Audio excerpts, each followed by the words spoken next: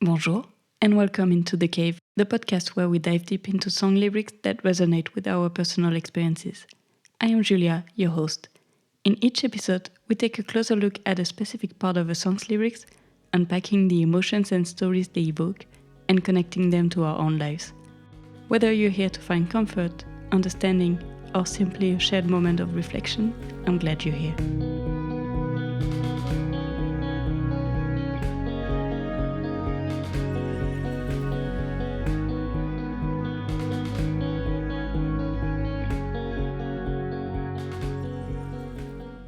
Today, we are switching genres. In her song She's All I Wanna Be, Tate McRae sings, "She's got everything that I don't have, 'cause she's all I wanna be, she's all I wanna be so bad." The lyrics capture how her boyfriend makes her feel inadequate and worthless compared to another girl. It's a powerful reminder that even someone as talented, beautiful, and successful as Tate McRae can feel like she's not enough. If she can experience these feelings, it's proof that no one is immune, no matter how perfect they might seem on the outside. But if you're feeling this way in a relationship, it's something you need to address with your partner. Are they knowingly making you feel like this? If so, as Adele would say, divorce babes, divorce. Or maybe it's a lack of communication between you two. Either way, it's worth talking about because no one should have to feel like that. When we compare ourselves to others, especially those who fit the genders our partner is attracted to, I think it boils down to two layers. The first layer comes from our own lack of self-confidence. In that case, what we really need is reassurance. Yes, there's work to be done on ourselves to feel better in our own skin, but it's also important to understand where those insecurities come from. Is it because we're not getting enough reassurance from our partner? Do they make us feel loved? The second layer, which can lead to jealousy, stems from both a lack of self-confidence and a lack of trust in our partner. Personally, I still experience the first layer, but not the second anymore. A good way to figure out where you stand is to imagine your partner going on a holiday without you. Are you more worried about them cheating on you or about something happening to them? For me, I figured this out pretty quickly with my boyfriend. He went on a 3-week surfing trip to Sri Lanka with 2 friends. A friend of mine teased me that there would be plenty of other girls around who might want to talk to him. That didn't bother me at all. But when he joked about something happening to him while surfing, I panicked, because I completely trust him to be loyal. On the other hand, with someone I dated 10 years ago, he went away for 1 weekend with some friends of his. I couldn't eat for those 2 days. And it's not about his safety I was worried about. But I want to broaden this conversation beyond just romantic relationships. We all have moments where we compare ourselves to others and feel like we'll never measure up. Sometimes what I share might lean more towards how women feel because that's my own experience. But I'm fully aware that men face these pressures too. I'll do my best to be as inclusive as possible while staying true to my own perspective. So since I was a little girl, and likely long before that, people have been feeling like they are not beautiful, tan, skinny, curvy, tall, muscular enough. Every generation has had something that makes us compare ourselves to others we don't even know. Right now, it's mostly Instagram and TikTok, where we are constantly exposed to idealist image. When I was younger, it was Tumblr. I don't know if some of you remember that, but it was filled with gorgeous girls who had amazing styles and bodies I felt I could never have. I would scroll endlessly, feeling worse about myself but unable to stop. Even before that, it was what we could see on TV or in the magazines. Looking back, I'm part of the generation where our moms were influenced by the super skinny models of the 90s. Maybe your mom also reflected this on you.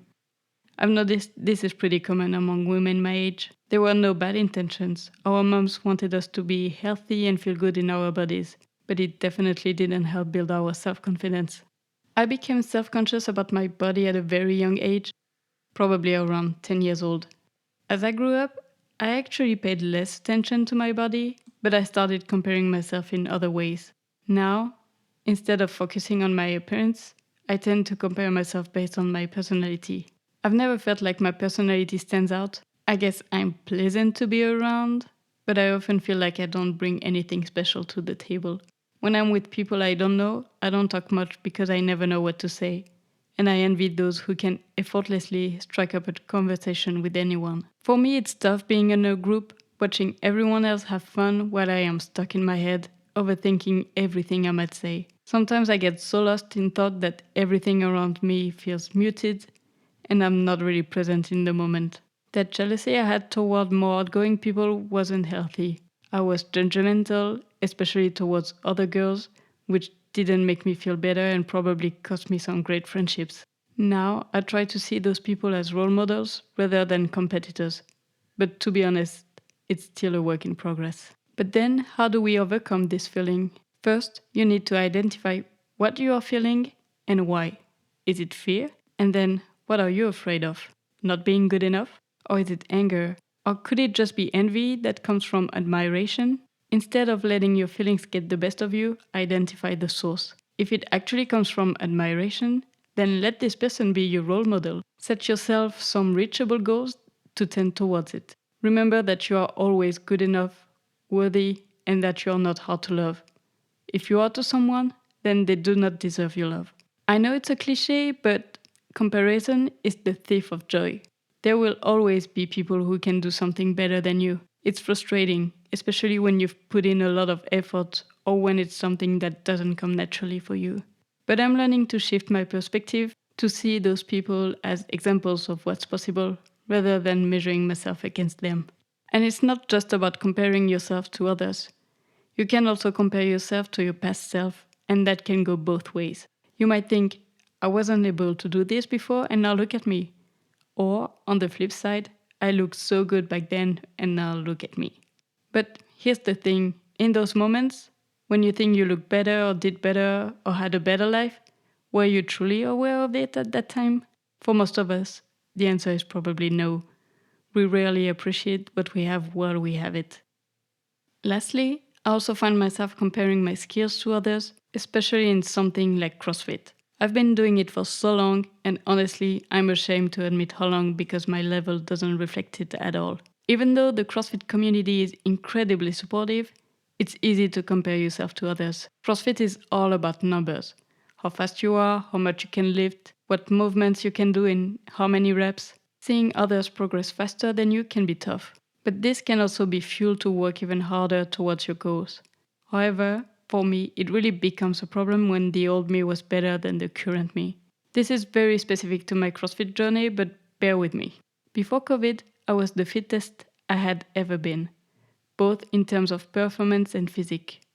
But then world got locked down and the gyms were closed. I didn't find the motivation to work out on my own, so I ended up taking a year off. Coming back was hard, physically and mentally.